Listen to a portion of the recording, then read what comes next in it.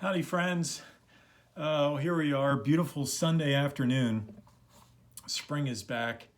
I've got my doors wide open and it's really a nice day out. So I hope you and yours are doing okay under the circumstances.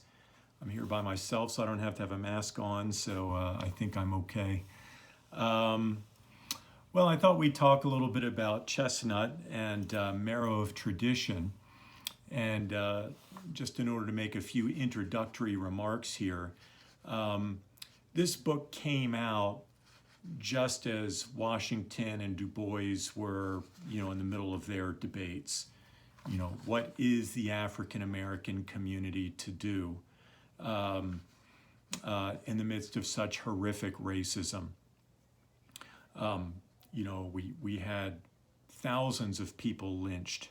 African Americans, thousands, broad daylight, absolute impunity, the people who did it to them. The incident of Sandy almost getting lynched in this book, that kind of thing happened all the time. And Sandy was very, very lucky that he escaped with his life. So, in these years, the African American community, of course, are trying to figure out how do we best respond. And this novel is giving voice to a number of different possible responses. And so there's no one voice in a novel like this. A critic by the name of M.M. Bakhtin, Russian critic in the 1930s, talked about novels being inherently dialogic. There's no one single voice of authority in a book like this. So many different voices have an opportunity to speak up. And so that's why, when you look at someone like Josh Green and Dr. Miller, what exactly does Chesnutt seem to be saying about the right way to respond? Folks tended to agree that, after reading your responses last night, folks tended to agree that Chesnutt had problems to one degree or another with Dr. Miller's voice, and I think that's really accurate. I think folks did a nice job with that, and we're surprisingly in agreement with one another. With Josh Green, there were stronger opinions on either side. Some people were like, no, you should never resist violently. He died as a fool dies, same with McBain. And so that's that. But some were saying, I'm not so sure. I think Chesnutt may well be saying there is a place for violent resistance in the African American community. So these are the subjects that we're going to dig into today. But before we get into some of these characters, I did just want to point out one thing because I think it's relevant to our day and age. People like me, people who are old like me, remember when the media tended to be more neutral. In fact, there were laws in place that news on television, for example, had to give equal time to opposing political viewpoints. And that law was done away with in the early 2000s under the Bush administration. So now you have cable news networks that get on and just, can represent whatever viewpoint they like. So as a result, we're seeing a hyper politicization in the media that wasn't always there in the United States. But back when this novel was written, that hyper-politicization was in place. In fact, the Morning Chronicle, and the Chronicle, it's no accident that a newspaper is right at the center of all the excitement in this novel. The Morning Chronicle, that was the newspaper. Major Carteret was the editor of that paper. And he used the newspaper to foment this racial hatred, what was essentially a coup d'etat of black business leaders and black elected politicians. people just put in these incendiary editorials and all that. Oh, the black people are taking over, blah, blah, blah. We've got to run them out of town. And sure enough, that's exactly what happened. But what we're seeing, not just in the United States, but across the world, this hyper-politicization of the media is leading to some pretty horrific things. One example, Facebook.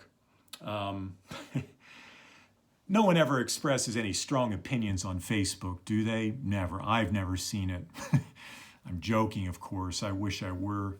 I wish I could say that seriously. But in a country called Myanmar, there is currently ethnic cleansing going on.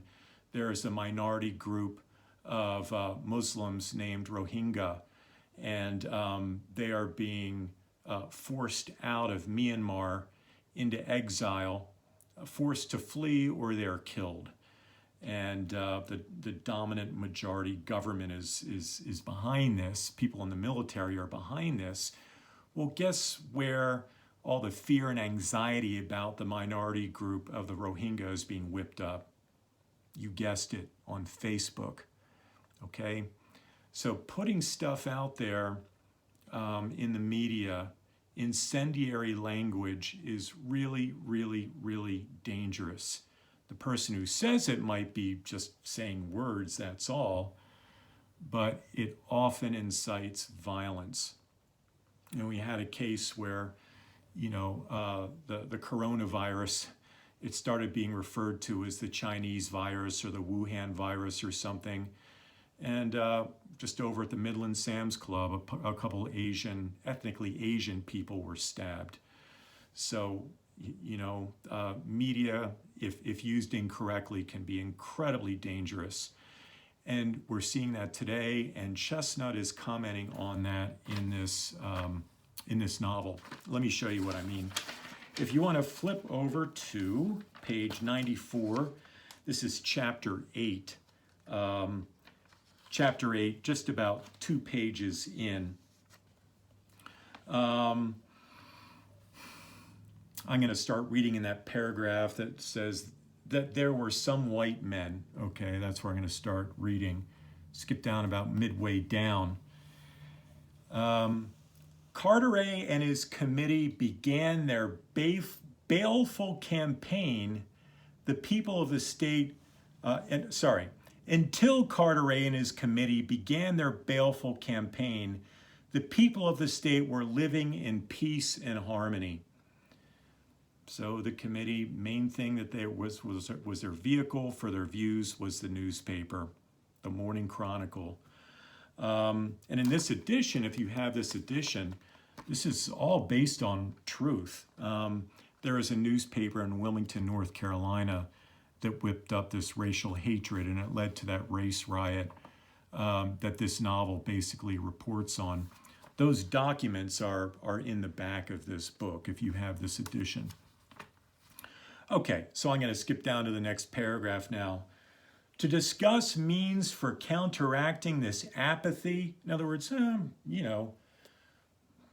black people run businesses and whatever, it's fine. Whatever, I'm cool, To counteract this apathy, a meeting of the big three, so this is Carteret, McBain, and the General Belmont, right, I believe. As the big three, as they've begun to designate themselves jocularly, was held at the office of the Morning Chronicle. No accident there. On the next day but one after little Doty's fortunate escape from the knife. So yes, they're using the newspaper to whip up this racial fear. Okay.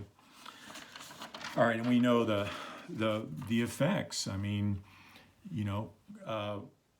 once Carteret put it out there, it's like starting a wildfire. We see at the end of the book, Carteret didn't intend for so many people to be killed, but it's like you're dealing with a tinderbox, and Carteret, through his newspaper, is throwing sparks on this tinderbox. Before you know it, poof, right? Again, this is why what we put out there in the media is so dangerous potentially. Okay, So, how is the African American community going to respond? And I thought folks did a really nice job tracing out, where you're seeing Booker T. Washington's views showing up, and that Chesnutt's kind of ambivalent about those views. And I think that's right on target. So a lot of you pointed out this example. Okay, look over on page 78. This is in chapter 5. About 5 pages into chapter 5. And no, I think a little more than that. It's on page 78. Okay, and then so basically they're on the train, and they're sitting in a car that's meant for whites only. And again, this is what Booker T. Washington went along with his hand metaphor. You have one finger that are African Americans and they belong in one car, another finger that are white Americans and they get their own car. You know, guess who gets the better car, right? Doesn't take a genius to figure that one out. And so Miller's being told to move to the car meant for African Americans. And, guess who's more upset about this? Burns is more upset, a white doctor, than Miller is. So this suggests the kind of acquiescence that we might see in Washington's view. "You shall not stir a step, Miller," exclaimed Burns wrathfully. "This is an outrage upon a citizen of a free country. You shall stay right here." Okay, and then how does Miller respond? Skip down about half the page. "What he says is absolutely true, Doctor," interposed Miller at this point. "It's the law. We are powerless to resist it. If we made any trouble, it would merely delay your journey and imperil a life at the other end. I'll go into the other car." Does that sound like Rosa Parks? Does that sound like Martin Luther King? Rosa Parks, sweet little old lady, famously refusing to give up her seat on a bus, right? Miller here is not Rosa Parks, okay? So this is a Booker T. Washington style acquiescence. And y'all were right who wrote on this passage. We're right on the money with that, so good job. Okay, skip down a few more lines. "This is an outrage," declared Burns. "A damned outrage. You are curtailing the rights not only of colored people, but of white men as well. I shall sit where I please." Okay. Okay. Now, look over on page 160. This is the section after Aunt Polly has been discovered murdered, and they don't know yet who did it. And of course, everyone's running immediately without any trial, without any investigation, meaningful investigation, without Sandy having an opportunity for any kind of attorney or professional representation in court. He doesn't have any of that. Nothing of that has taken place. Everyone assumes he's guilty, even though he's been a thoroughly decent man for many years, right? Whose side does Dr. Miller take, right? He assumes Sandy is guilty. A black man is assuming another black man who's about to be lynched is guilty, okay? So how much has Miller internalized, taken on the beliefs of dominant culture here, Let me show you what I mean. This is the very bottom of page 160, chapter 22. Chapter 22, about 3 pages in. Okay, the paragraph begins, "The whole thing is profoundly discouraging," said Miller sadly. "Try as we may to build up the race and the essentials of good citizenship and win the good opinion of the best people, some black scoundrel comes along and by a single criminal act committed in the twinkling of an eye neutralizes the effect of a whole year's work. Wow. Really, Dr. Miller? Really? So Miller, for being a very talented, highly educated, remarkable man, at the same time, he's incredibly naive. He's incredibly naive about the power of racism, even though it's racism that's affecting the African American community. So this is Chesnutt's way of saying, look, it's black people too who need to wake up and smell the coffee about the power of racial injustice in this country. As we see by the end of the book, and a lot of you commented on this and said, I see you all out there. A lot of you commented on this, and this was very good, that Miller had to change. Miller had to grow. Miller had to have his eyes wide open. If you like that, that's his eyes opening. Miller had to have his eyes open to see the full evil force of racism in this country. And so this is something that he's going to have to do his own growing around. And this sounds a lot like Washington, right? That we African Americans, we have to prove ourselves. We have to become educated. We have to be responsible. And as we prove ourselves, white people will slowly, gradually come to accept us as equals once we've earned it, right? That's a profound mistake, folks. That's assuming, number one, that dominant culture there in the South is going to behave justly, has it in them to accept black people ever as being equal. Haven't they for centuries had a vested interest in keeping them unequal, keeping them down so they themselves can rise, right? That's why this is very, very naive.